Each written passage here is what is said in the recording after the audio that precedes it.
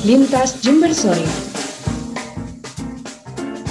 Segala rasa kekurangan akan menjadi cukup dengan rasa syukur. Kami temani Anda dalam Lintas Jember Sore. Halo pendengar RRI di seluruh Jawa Timur dan pendengar RRI khususnya di kawasan Jember dan sekitarnya. Berikutnya segera akan kami hadirkan program siaran berjaringan dialog Jatim Bangkit dengan topik kiprah perguruan tinggi bangkitkan usaha rakyat di masa pandemi. Jatim Bangkit, siaran berjaringan RRI Surabaya, RRI Malang, RRI Madiun, RRI Jember, RRI Sumeneb. Acara ini juga disiarkan RRI Kediri, RRI Tuban, dan RRI Sampang. Pendengar, bisnis ambruk di tengah wabah bukan hanya ketakutan belaka. Ekonomi memburuk telah benar-benar terasa. Pengusaha menjerit, kecewa, bahkan memilih untuk purna karya. Usaha mikro, kecil, menengah ambiar gara-gara corona. Kini, wes wayai, Sivitas Akademika berkontribusi. Karena mengabdi memang bagian dari Tridharma Perguruan Tinggi. Universitas siokianya jadi tempat meracik resep usaha anti tumbang. Dibarengi pemerintah yang kawal warganya hingga berkembang. Lantas, bagaimana jurus kampus selamatkan wirausaha dari jurang keterpurukan? Saya Teddy Junianto, inilah Jatim Bangkit, kiprah perguruan tinggi bangkitkan usaha rakyat di masa pandemi. Jatim Bangkit, siaran berjaringan RRI Surabaya, RRI Malang, RRI Madiun, RRI Jember, RRI Sumeneb. Acara ini juga disiarkan RRI Kediri, RRI Tuban, dan RRI Sampang. Selamat sore pendengar dan untuk Anda yang saat ini bergabung bersama kami, pendengar RRI di seluruh Jawa Timur. Di kesempatan kali ini saya Teddy menyapa Anda dari salah satu kabupaten penghasil tembakau terbaik di dunia, Jember, dalam acara Jatim Bangkit. Ini merupakan sebuah program yang kami persembahkan untuk menemukan optimisme kepada kita semua agar bisa terbebas dari masa sulit di akibat COVID. Bangkit bersama di masa yang tak mudah. Topik Jatim Bangkit edisi sore ini adalah kiprah perguruan tinggi bangkitkan usaha rakyat di masa pandemi. Anda bisa berinteraksi bersama kami, sampaikan pertanyaan Anda. Barangkali Anda adalah salah satu pelaku usaha yang ingin juga mendapatkan sentuhan dari pihak kampus di sekitar Anda. Di line telepon kami 0331 336652. Telah hadir di studio Pro 1 RRI Jember kali ini Sekretaris Daerah Pemerintah Kabupaten Jember, Insinyur Mirvano. Selamat sore, Pak Mirvano. Selamat sore, Mas Teddy. Assalamualaikum. Waalaikumsalam warahmatullahi wabarakatuh. Salam sehat, Bapak.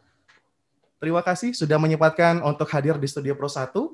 Tapi di seberang dari Pak Mirvano juga hadir Rektor Universitas Muhammadiyah Jember, yakni Dr. Hanafi MPD. Selamat sore, Pak Hanafi. Assalamualaikum. Selamat sore. Waalaikumsalam, Mas Teddy. Sehat juga, Bapak? Alhamdulillah, sehat. Oke, luar biasa. Sebelum kita berlanjut ngobrol-ngobrol, Pak, soal cerita bagaimana pelaku usaha ini di tengah pandemi, saya coba hadirkan dulu karena Gubernur Jawa Timur, Hovifah Indar Parawansa, juga titip pesan untuk kita semua. Mari kita dengarkan bersama. Assalamualaikum warahmatullahi wabarakatuh. 2021, Jawa Timur akan mengusung tema Jatim Bangkit. Kita harus bangkit dari kemungkinan keputusasaan. Kita harus bangkit dari kemungkinan jika ada yang frustasi. Kesehatan kita harus makin bisa melayani secara lebih berkualitas. Pendidikan kita tetap harus terjaga dengan baik. Ekonomi kita, terutama UMKM kita, harus bisa tumbuh dengan baik. Mudah-mudahan Allah anugerahkan kita semua dalam keadaan sehat, kuat, sabar, dan penuh keikhlasan. Tetap bekerja keras, tetap produktif, menyambut harapan baru tahun 2021. Saya Hovifah Indar Parawansa, Gubernur Jawa Timur. Assalamualaikum warahmatullahi wabarakatuh.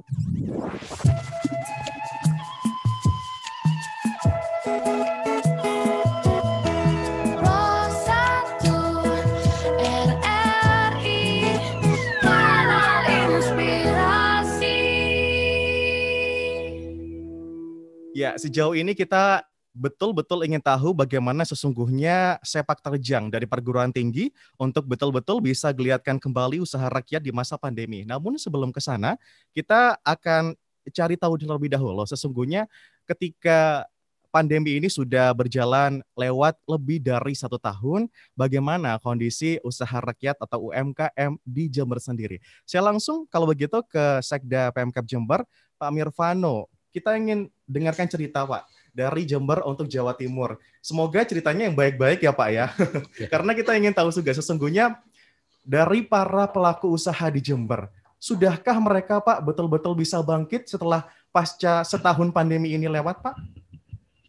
Jadi 1 tahun lebih setelah pandemi, pertumbuhan ekonomi di Jember ini dari 5,3% tahun lalu, ini turun menjadi minus 2,6%. Tapi alhamdulillahnya kabar baiknya adalah inflasi kita masih terjaga. Oke. Inflasi masih sekitar 2,04%. Artinya harga-harga barang ini masih relatif stabil. Meskipun kemarin masih ada kenaikan harga lombok ya. Kalau bicara usaha rakyat, konteks besarnya adalah soal kemiskinan. Konteks besarnya. Jadi saya melihat bahwa kemiskinan itu tidak disebabkan oleh absennya keterampilan. Keterampilan tidak berbanding lurus dengan kualitas hidup seseorang. Ya. Keterampilan juga bukan ukuran posisi ekonomi seseorang. Oke. Ya, jadi keterampilan ini perlu dana untuk menatanya, sedangkan orang miskin tidak punya. Saya pengalaman banyak ketika 10 tahun di Dinas Koperasi, saya paham betul terkait ini. Ada 2 penyebab kemiskinan. Yang pertama adalah persoalan institusi, yang kedua adalah kebijakan. 2 hal ini. Jadi persoalan kemiskinan ini ibaratnya bonsai tree, seperti pohon bonsai. Pohon bonsai itu tidak bisa berkembang karena institusi yang mengitarinya ini tidak mendukungnya untuk menjadi besar. Ya. Jadi seperti begini. Kalau ada bank yang bisa diakses oleh orang-orang yang mampu, ada bank nggak untuk orang-orang yang miskin? Bank dalam konteks lembaga keuangan. Kalau mereka ke Jember misalnya dengan pakai sendal jepit, ya para pengusaha-pengusaha mikro ini sendal jepit masuk bank juga akan takut. Ya. Minder duluan ya Minder. Pak. Jadi untuk keluar dari persoalan kemiskinan termasuk usaha rakyat di dalamnya, ini harus didukung oleh institusi keuangan. Institusi keuangan itu tidak hanya bank ya, Okay. ada koperasi atau lembaga keuangan mikro. Yang mungkin paling baik itu dia dikelola oleh orang-orang yang dipercaya di daerah tersebut. Ini satu, jadi satu hal penting. Jadi 2 hal. Kebijakan Pemkab ini kita akan berupaya untuk pro-pur, kemudian yang institusi kita minta semuanya ini punya pokok pikiran yang sama dengan kita semua, bahwa kemiskinan itu bukanlah sebagai objek, ya. Kan selama ini kita berpikir orang miskin, pengusaha mikro yang jualan kerupuk atau yang produksi kerupuk mereka jadi objek penerima bantuan. Ya. Jadi mereka itu sangat tergantung pada hal-hal seperti itu. Ini bahaya, bisa membunuh kemandirian. Oke. Ya. Jadi konsep kita, termasuk saya pernah juga mengusulkan dalam rangka pengentasan kemiskinan ini, gimana kalau kita bentuk dinas pengentasan kemiskinan. Karena itu tadi konsepnya adalah bahwa institusi-institusi ini harus mendukung, termasuk dari desa. Kita harus punya sama, misalnya nama desa siapa saja orangnya, ini dari mereka sampai dan kita tuh sama. Bagaimana mereka bisa ditingkatkan kesejahteraannya, dengan cara apa nih, kita sama-sama bareng-bareng dengan Pak Kades, dengan Pak Camat, dengan Pak Lurah, juga dengan teman-teman perguruan tinggi. Oke. bagaimana membangun lembaga keuangan mikro di masyarakat di seluruh Kabupaten Jember, di tingkat dusun misalnya, ini bisa sama-sama kita dirikan. Artinya sejauh ini BUMDes masih belum maksimal ya Pak? BUMDes konsepnya bagus. Okay. Dan beberapa sudah mulai merintis. Ya, sudah mulai merintis. Kemudian yang kedua soal investasi. Ya. Yang tadi bagaimana bisa bangkit kembali, harus ada lembaga keuangan ya yang dengan mudah diakses oleh para pengusaha rakyat ini. Yang kedua soal investasi. Kita udah lama nih Jember ini daya tariknya lemah terhadap investasi. Ya, jadi ada disintensif terhadap investasi di Kabupaten Jember ya, karena macam-macam hal. Mudah-mudahan dengan Bupati baru ini semakin menggeliat. Karena saya tetap yakin bahwa Jember ini punya potensi besar yang tidak kalah dengan kabupaten yang lain. Oke, karena kadang agak minder Pak ketika memang Jember sering dikoparasi dengan kabupaten sebelah-sebelahnya, sama-sama tapal kuda tapi tak melaju bersama. Itu tidak membuat saya pesimis. Oke. Saya masih optimis. Karena apa misalnya? Ini misalnya aja nih ya, saya nggak mau bandingkan dengan Banyuwangi. Banyuwangi itu besar, luas. Kabupaten terluas di Jawa Timur nomor 2. Kita nomor 3. Cuman di sana yang banyak hutan. Ya kan? Nah, cuma di sana bisa jadi metropolitan. Karena apa? Karena di sana sudah ada 3 moda angkutan. Darat ada, udara ada, laut ada. Oke. Ya. Dan Jember nih katanya informasinya sudah mulai ada rencana membangun pelabuhan di Jember Selatan. Mudah-mudahan dengan cara ini juga kita menjadi ya bukan metropolitan lah, tapi agropolitan ya. Oke. Kalau begitu, misalnya saya tanya apa kabar usaha di Jember, sedang-sedang saja ya Pak ya. Baik juga tidak terlalu buruk juga. Saya pikir kondisinya sama dengan kabupaten lain. Oke. Pandemi ini menyebabkan 80% pengusaha ini turun pendapatannya. Baik. Sebelum berlanjut, Amir Vano ditahan dulu karena berikutnya saya bergeser ke Rektor Universitas Muhammadiyah Jember, Dr. Hanafi. Pak Hanafi, kalau dari sudut pandang kampus universitas yang pasti tetap menjalankan tridharma karena di situ juga tidak hanya pengabdian tapi juga penelitian. Sepanjang pandemi saya yakin tidak tidur kampus ini, tetap ada riset begitu. Bagaimana melihat usaha rakyat selama pandemi yang sudah ulang tahun, istilah saya bilang seperti itu, apakah di Jember sendiri ini sudahkah mulai bergeliat atau malah terpuruk ini Pak Hanafi? Memang pandemi ini sudah ulang tahun. Saya 2 Maret waktu itu baru ada 2 yang terpapar. Tapi memang dari perguruan tinggi kita melihat bahwa sama dengan yang dikatakan Pak Sekda tadi, memang ada penurunan. Bahkan yang bayar SPP di universitas itu menurun.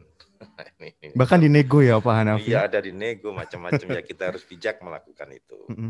Nah, dan memang kalau dikatakan tidur, tidak. Kita paling tidur setengah bulan karena panik waktu itu. Nah setelah itu enggak lagi, kita tetap melakukan itu Mas Teddy.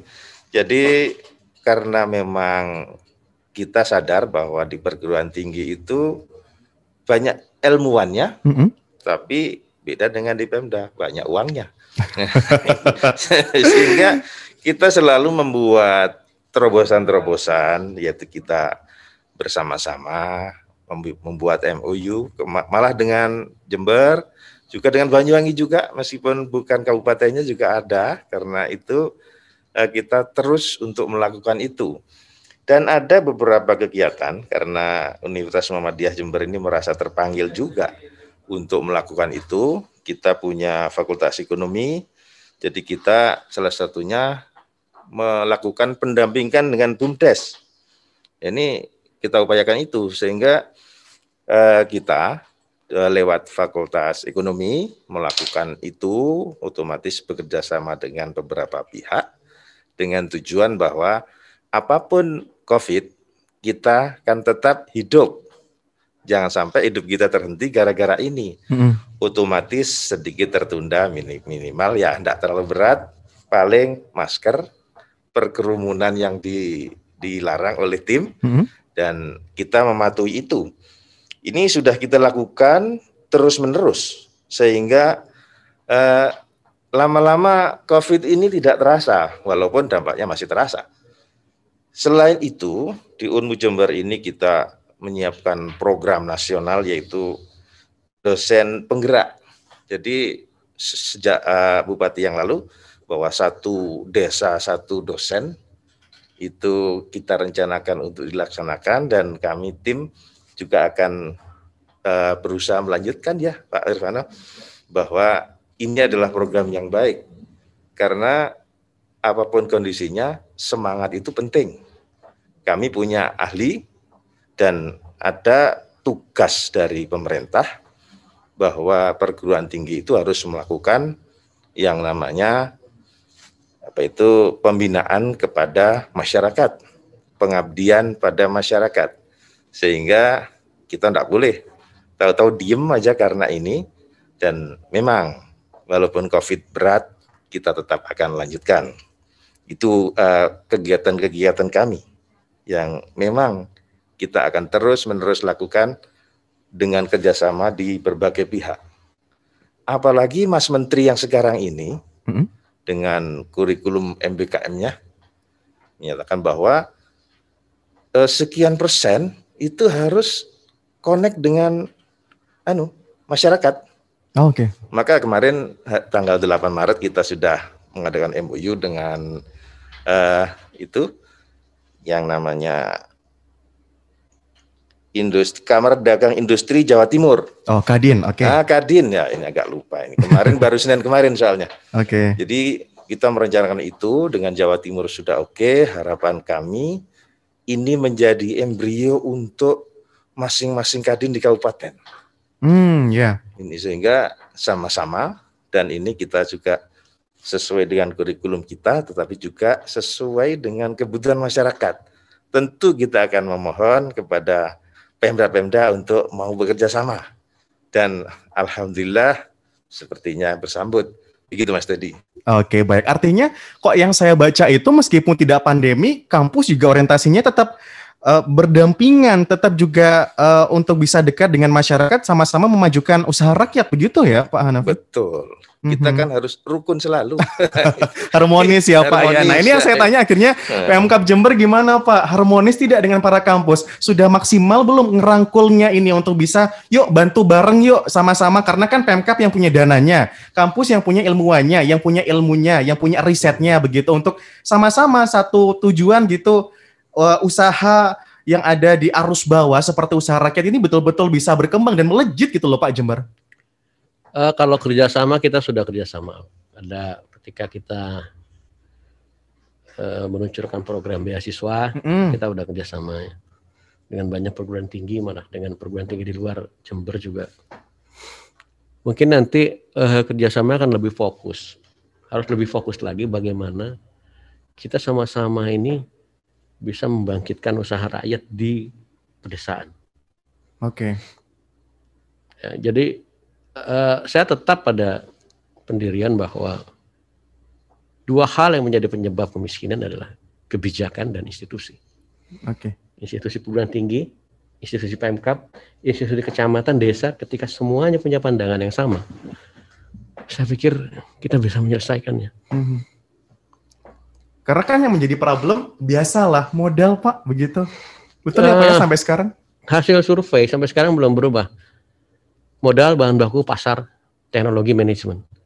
Tetap kalau ditanya ya modal. Sehingga konsepnya adalah bagaimana kita membangun lembaga keuangan yang mudah diakses oleh mereka. Artinya sejauh ini berarti masih terbelit-belit ya Pak, birokrasinya masih sulit. Bukan. Ya? Selama ini kan mereka ketika butuh modal pinjamnya ke rentenir. Ketika mereka pinjam ke rentenir, maka profitnya hanya bisa untuk makan dan bayar hutang. Okay. Untuk mengembangkan usaha ya nggak bisa, ya hanya bertahan gitu aja posisinya.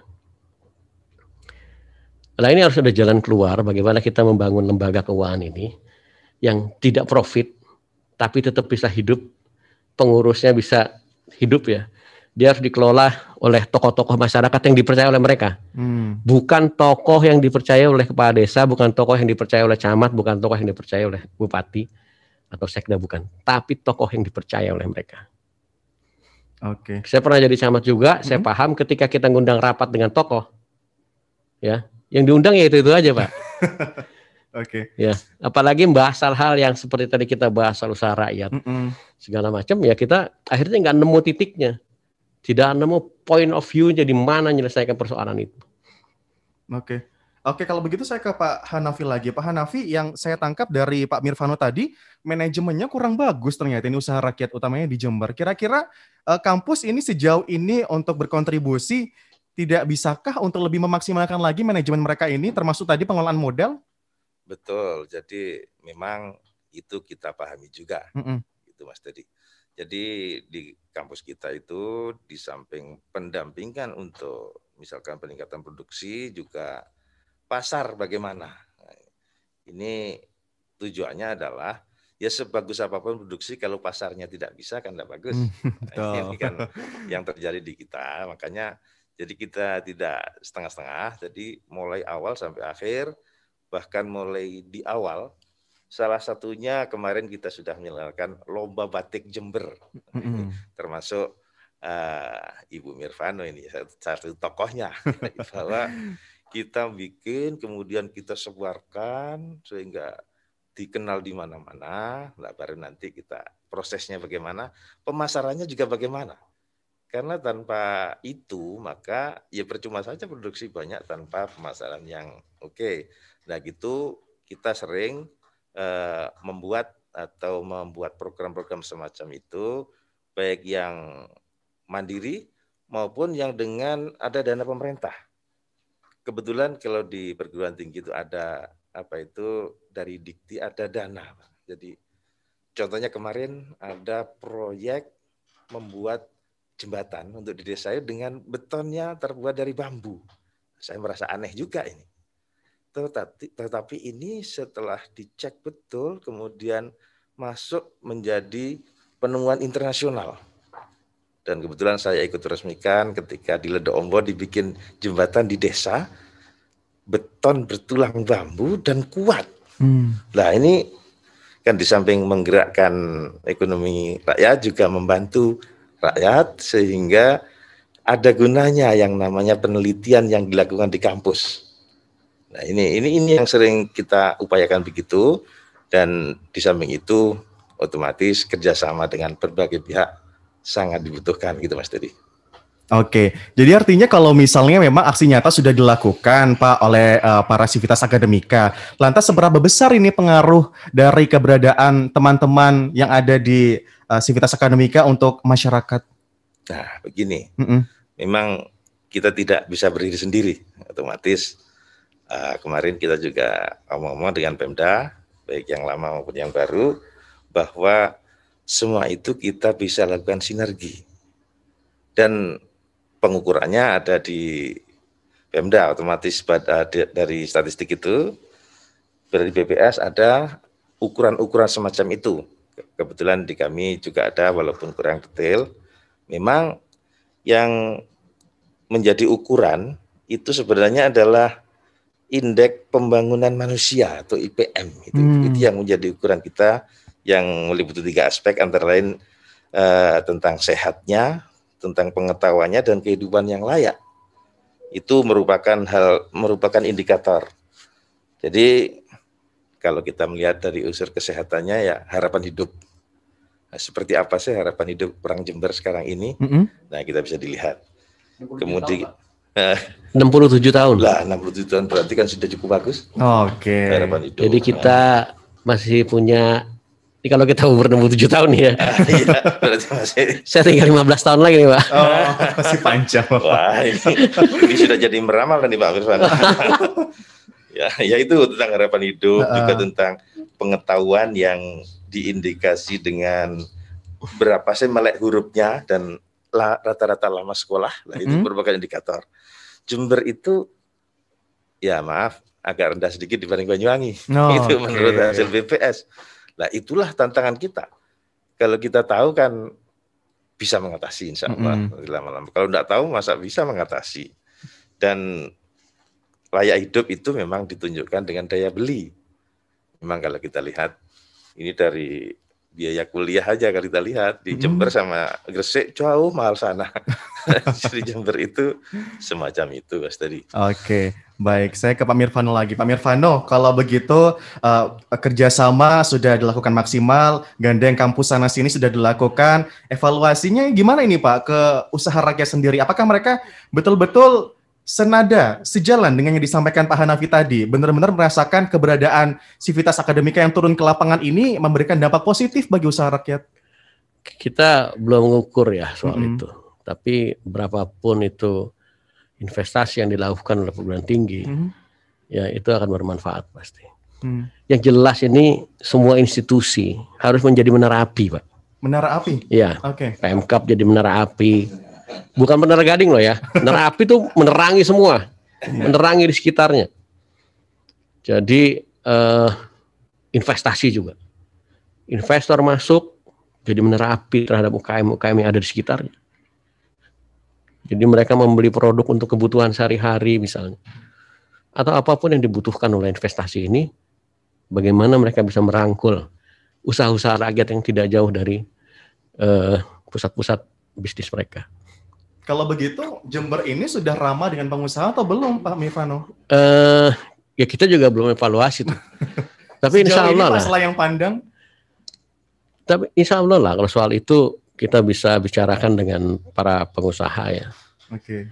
Ini kan persoalan komunikasi aja.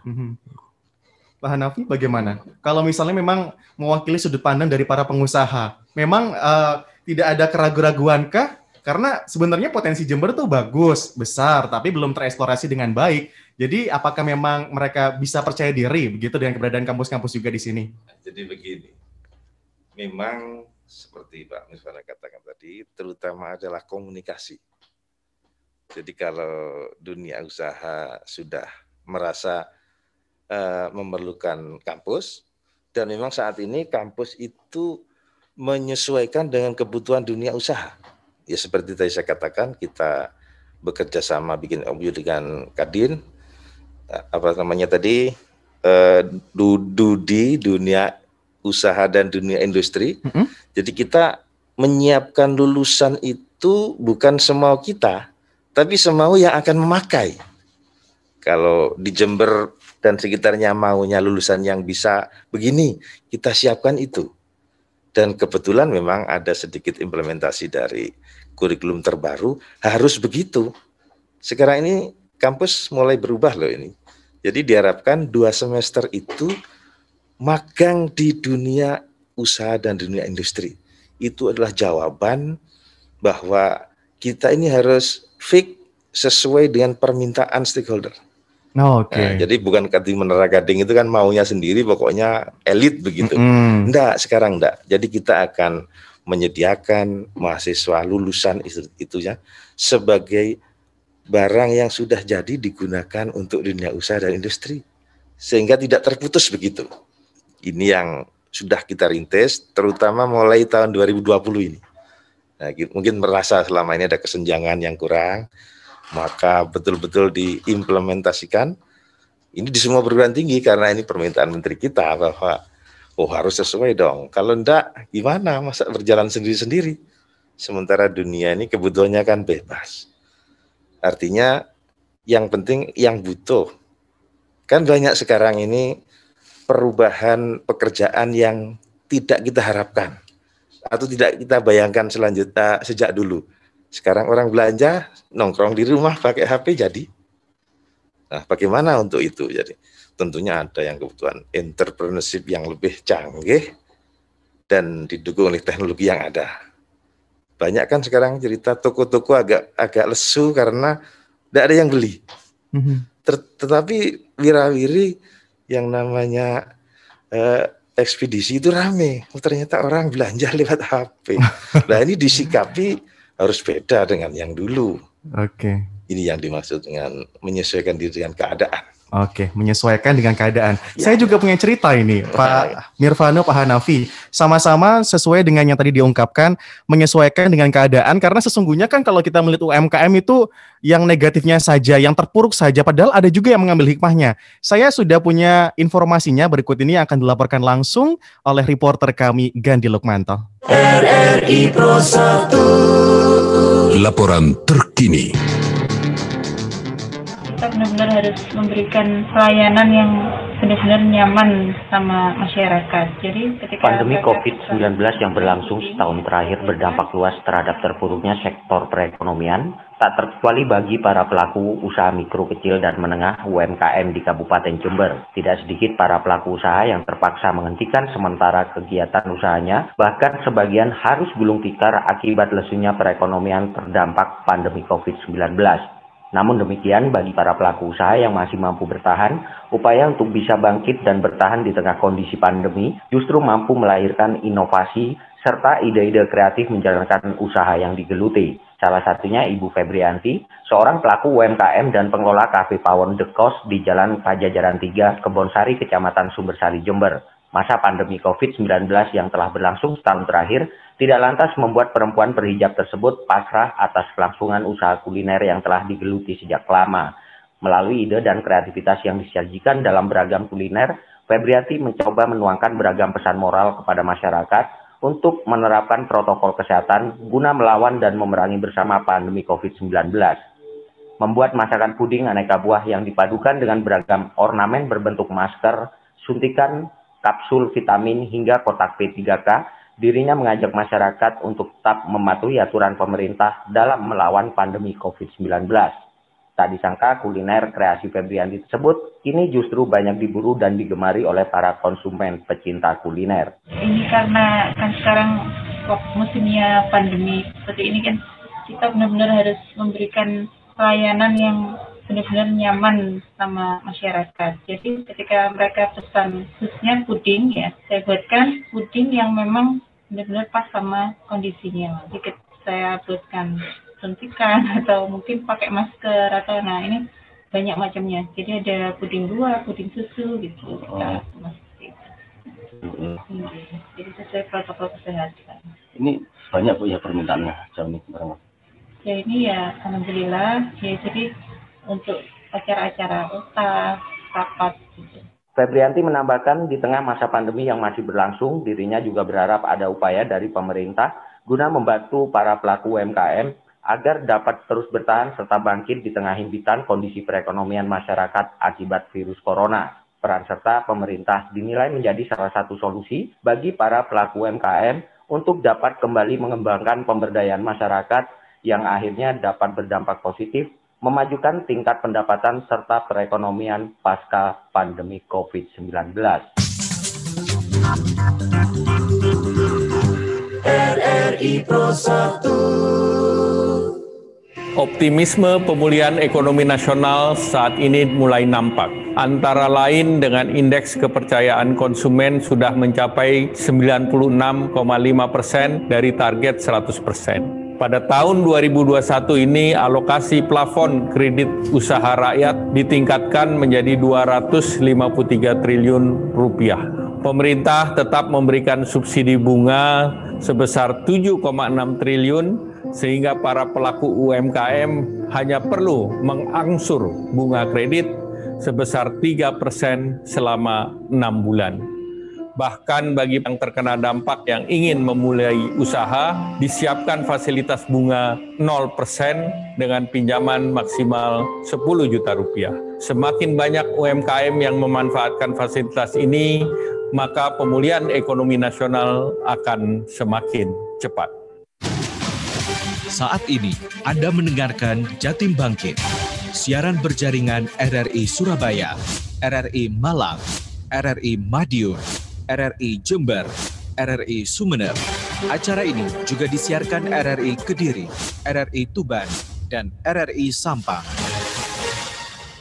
Jatim Bangkit untuk edisi kali ini disiarkan langsung dari Studio Pro 1 RRI Jember berjaringan di RRI se-Jawa Timur. Jadi untuk Anda pendengar di seluruh Jawa Timur, Anda bisa bergabung bersama kami, berinteraksi di line telepon. Jangan lupa gunakan kode 0331 336652. Kita masih mengulas terkait kiprah perguruan tinggi bangkitkan usaha rakyat di masa pandemi. Dan saya tadi masih juga bersama dengan kedua narasumber, yakni Sekretaris Daerah Pemerintah Kabupaten Jember, Insinyur Mirvano, dan juga Rektor Universitas Muhammadiyah Jember, Dr. Hanafi MPD. Nah, sore hari ini telah tersambung bersama kami untuk pendengar kita yang sepertinya ingin sekalian konsultasi begitu untuk bisa mendapatkan akses lebih jauh karena mengenai kiprah perguruan tinggi, betulkah ini sudah sampai ke rakyat? Saya sudah tersambung bersama pendengar kita di kawasan Jember sepertinya.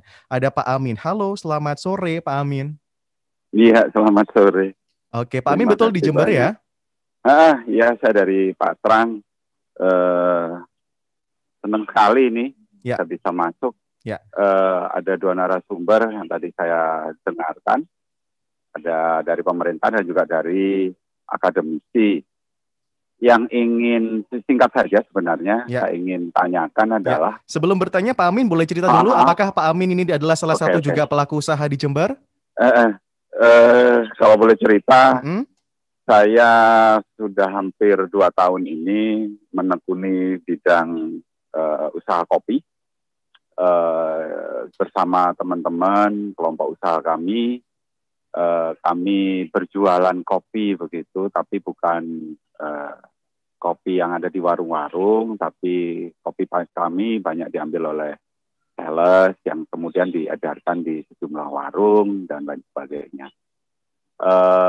Kami mengeksplor kopi dari Jember, kami proses sendiri, tetapi di awal pandemi penurunannya juga cukup drastis sehingga kami juga harus banyak cari peluang yang lain supaya kami tetap bisa survive, tetap bisa hidup begitu. Oke, tadi masih digeluti ya Pak dari kopi ini ya komoditinya? Masih dengan ya kalau dulu seminggu kita bisa ngolah sekitar 50 sampai 150 kilo begitu. Tetapi awal pandemi ini turunnya bisa hampir 50% lebih. Sebenarnya ini adalah usaha bersama begitu dari teman-teman petani juga, pemuda dan karang taruna yang ada di perkebunan di daerah sekitar kami. Ya cukup terasa juga dan sebenarnya banyak tawaran dari beberapa pihak, terutama pihak perbankan begitu, untuk membesarkan usaha kami, tapi ya balik lagi bahwa ini adalah pinjaman, artinya hutang. Gitu loh. Jadi kami juga berpikir keras, kalaupun kami harus menaikkan modal untuk alat misalnya, terus terang kami masih menggunakan alat-alat manual, misalkan untuk pengepakan, kami masih menggunakan api atau lilin, kemudian kita ngolah kopi itu dari bahan mentah, kita roasting begitu. Nah mesin roastingnya ini kami belum punya terus terang, jadi kami masih kerjasama dengan beberapa roastery dengan harga yang tentunya agak miring dengan harga-harga pada umumnya. Oke, Pak Mirvano, Pak Hanafi juga sudah tergambar ya bagaimana usaha dari Pak Amin ini. Silakan Pak Amin pertanyaannya. Oke, jadi gini, saya hanya melihat di mana sih peran universitas atau para akademisi ini untuk merumuskan, memformulasikan, dan yang lebih penting adalah mereka memiliki akses kepada pemerintahan untuk bisa membuat sebuah kebijakan. Karena yang kami butuhkan dari para pelaku usaha ini bukan sekedar teknologi ya. Di banyak memang penawaran-penawaran pada kami, teknologi, pendampingan teknologi mulai dari kebun sampai kepada pengepakan dan lain sebagainya. Tapi yang jauh lebih penting adalah akses ataupun kemudahan-kemudahan yang bisa dilakukan untuk memasarkan hasil produksi kami. Ini yang jauh lebih penting. Kita tahu bahwa Jember memiliki potensi kopi yang sangat-sangat tinggi, terutama di Jawa Timur. Tetapi kenapa kopi Jember atau produk Jember ini kurang begitu dikenal? Nah, bagaimana kami bisa memasarkan dengan baik usaha kami ketika tidak ada atau sedikit sekali peran pemerintah terhadap usaha-usaha seperti ini, terutama kopi misalkan. Sampai sejauh ini saya masih belum melihat atau tahu bahwa Jember memiliki sebuah identitas kopi sendiri. Oke. Misalkan kalau di kopi itu ada namanya identitas geografis. Jadi kopi ini ada asal usulnya. Nah, ini nggak ada di Jember. Oke, Jadi, misalnya kalau saya di sebut daerah saja lain- biar orang Jawa Timur tahu ini Pak Amin ya, kayak kabupaten sebelah Kopi Ijen begitu, terkenal dengan Kopi Ijen udah punya, robustanya Arabica Banyuwangi begitu. udah punya, Pasuruan udah punya, Jember yang kaya akan robusta yang bisa dikenal. Katanya 60% bisa menyuplai kebutuhan nasional, ternyata belum memiliki indeks geografi. Oke, Jadi baik. ini, ini peran-peran dari akademisi, fakultas ataupun universitas dalam berkolaborasi dengan pemerintah untuk membuat sebuah kebijakan yang bukan, ya mungkin sekarang bukan harus meloncat begitu ya, karena ketertinggalan kita sudah cukup jauh, cukup banyak. Tuh, yang pertama itu. Baik. Yang kedua secara spesifik mungkin apakah pemerintah dan juga universitas-universitas yang ada di Jember ini sudah memiliki bank data tentang UMKM. Ini bergerak di bidang apa, dan lain sebagainya. Karena ini kan data ini juga sangat penting. Nah, kalaupun sudah terdata, kenapa seperti kami nggak pernah terjamah begitu? Oke. Mohon maaf Pak Amin, jujur saja ini sudah terima bantuan belum ya dari pemerintah atau tidak pernah sama sekali? Sama sekali belum pernah. Sama sekali. Oke, jadi PR nih Pak Mirvano ya. Oke, itu saja Pak Amin. Oke, itu aja. Terima kasih banyak. Baik, terima kasih Pak Amin yang ada di kawasan Jember yang ternyata punya misi besar juga Pak Mirvano dan juga Pak Hanafi agar Jember tidak hanya dikenal dengan komoditi tembakau terbaik di dunia, tapi juga kopinya. Saya ingin ke Pak Hanafi dulu barangkali ya, untuk bisa tadi banyak PR besar sepertinya gitu untuk bisa tolong racik kebijakan terbaiknya agar masyarakat ini bisa tetap survive, bertahan begitu ya untuk mengembangkan usahanya di tengah pandemi sekaligus juga bank data. Saya baru kepikir ini Pak Hanafi, monggo. Terima kasih. Kami mempunyai lembaga penelitian dan pengabdian masyarakat yang mana biasanya akan berkoordinasi untuk memecahkan beberapa masalah. Nah, sederhananya begini, kalau yang punya masalah, kita omong-omong. Pernah dulu zaman ada 2 tahun yang lalu, ada pengrajin batako contohnya, begitu, kesulitan modal macam-macam. Nah, menghubungi kami dari Fakultas Teknik, ada ahlinya. Akhirnya kita ajukan proposal ke Jakarta, dapat proposal selama 2 tahun, dapat mesin-mesin dan sekaligus teknologinya. Akhirnya kita berhasil membuat itu di desa timurnya Mangli itu. Kemudian sampai 2 tahun berhasil alih teknologi macam-macam. Begitu selesai programnya itu diberikan kepada rakyat di sana. Itu salah satu contohnya lembaga kami begitu.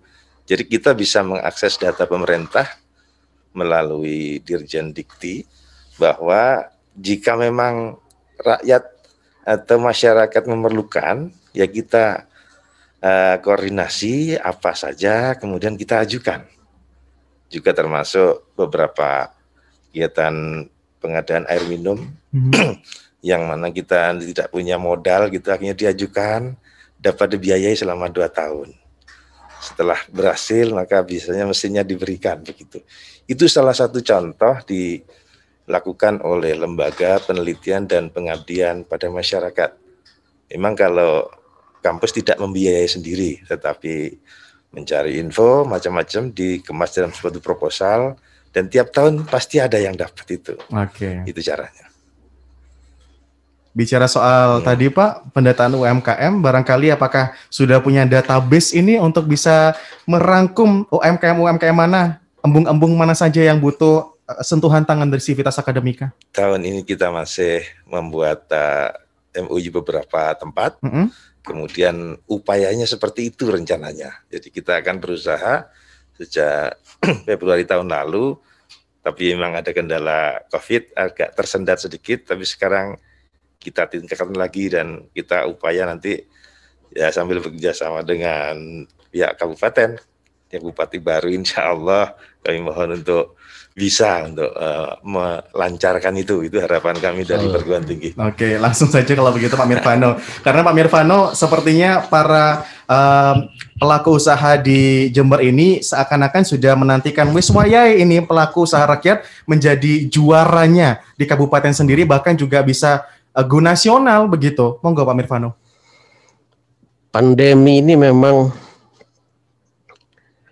menurunkan produktivitas hampir di semua komoditas, termasuk kopi. Kita kaya Robusta karena kita berada di daerah dataran rendah. Kita sebenarnya punya Arabica di beberapa tempat yang ketinggiannya di atas 900 meter. Tapi masih kalah bersaing dengan Gayo.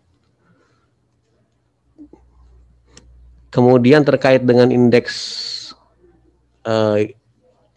indikasi geografis atau IG yang tadi disebutkan oleh Pak Amin.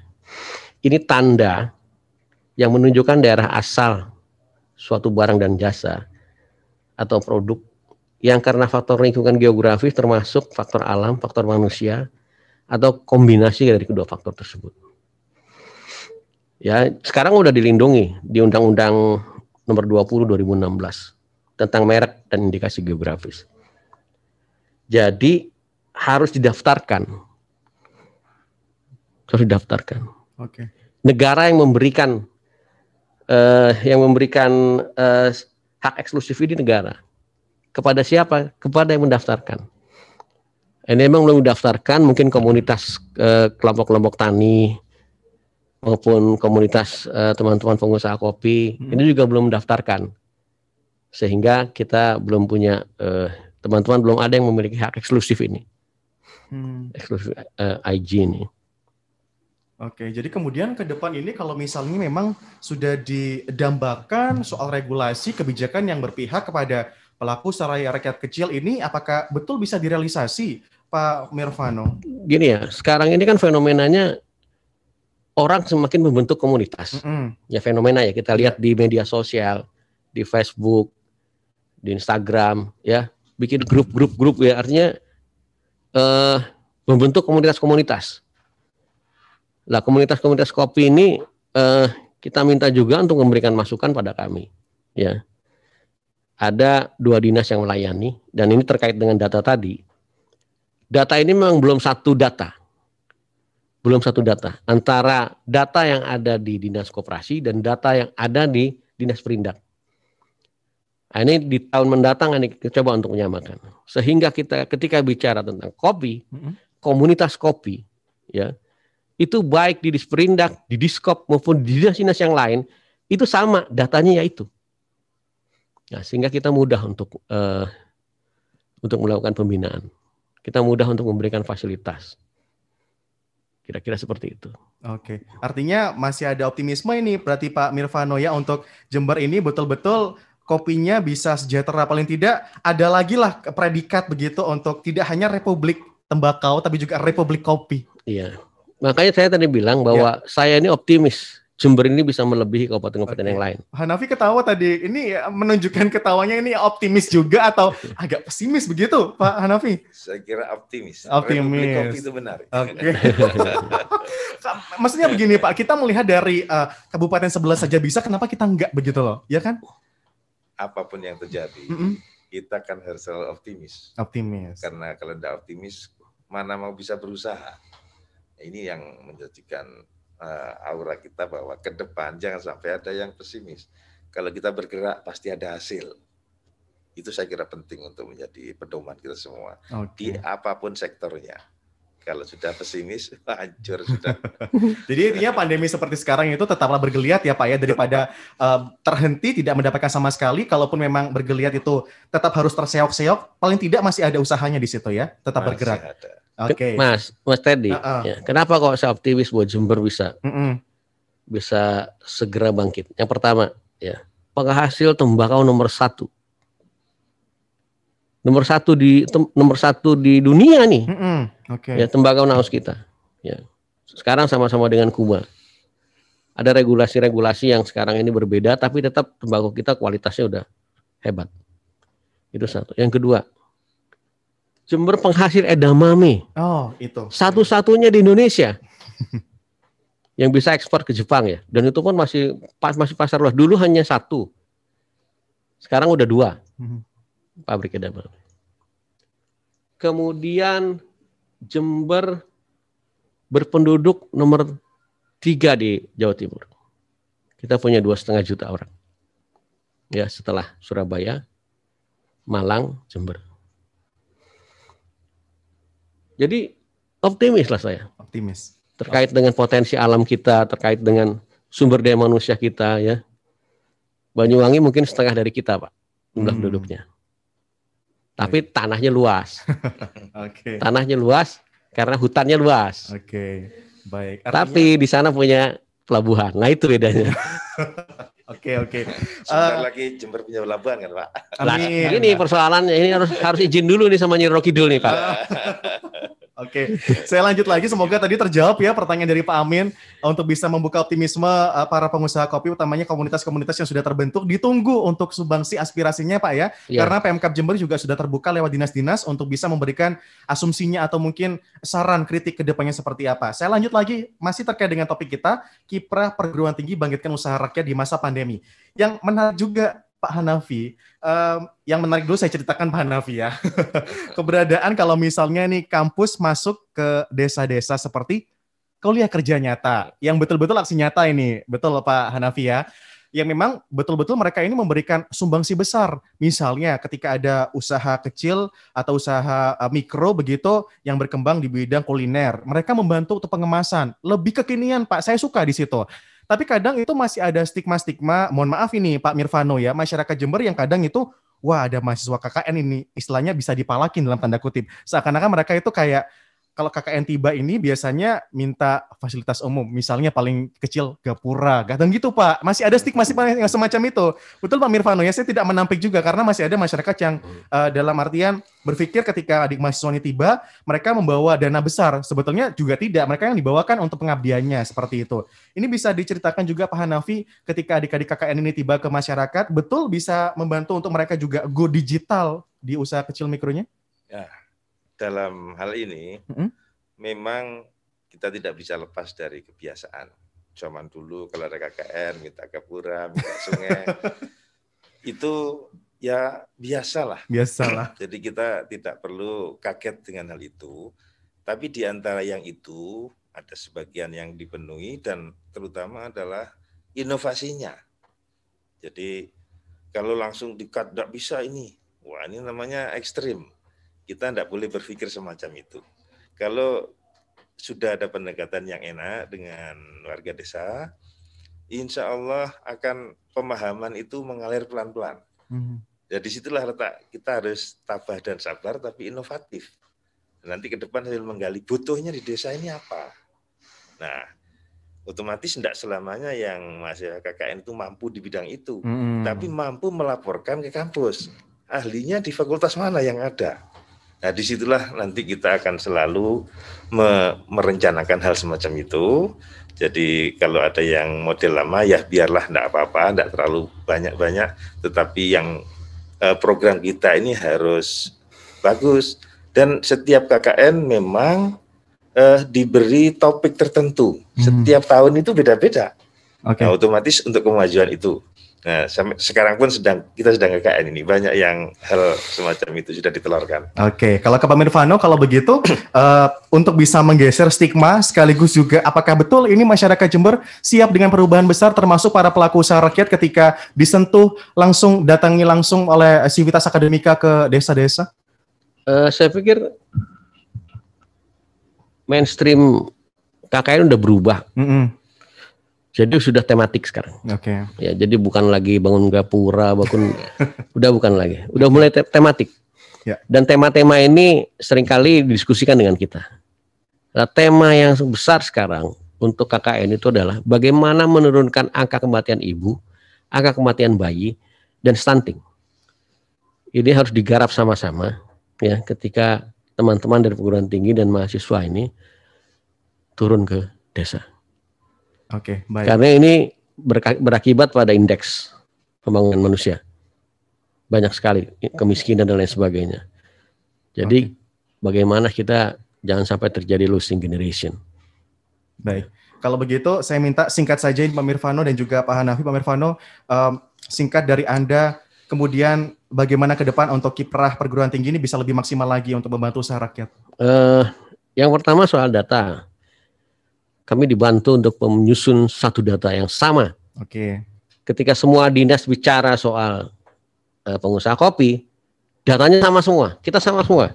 Ya. Data kopi yang ada di perguruan tinggi dengan kita sama. Baik. Atau data-data yang lain. Bagaimana kita menyusun data, satu data ini yang bisa kita sepakati bahwa oke, data ini kita pakai. Termasuk BPS juga. Kira-kira seperti itu. Oke, baik. Pak Hanafi singkat saja. Saya kira kita harus meningkatkan komunikasi dan kerjasama, terutama dengan desa dan juga dengan Pemkab otomatis sebagai pemilik wilayah. Itu insya Allah kita lakukan dengan segera. Segera Pak, ditunggu ya. Sudah rindu Jember untuk Jawa Timur, Jember untuk Indonesia. Karena sudah go internasional loh tadi dengan produk-produk komoditinya yang lainnya.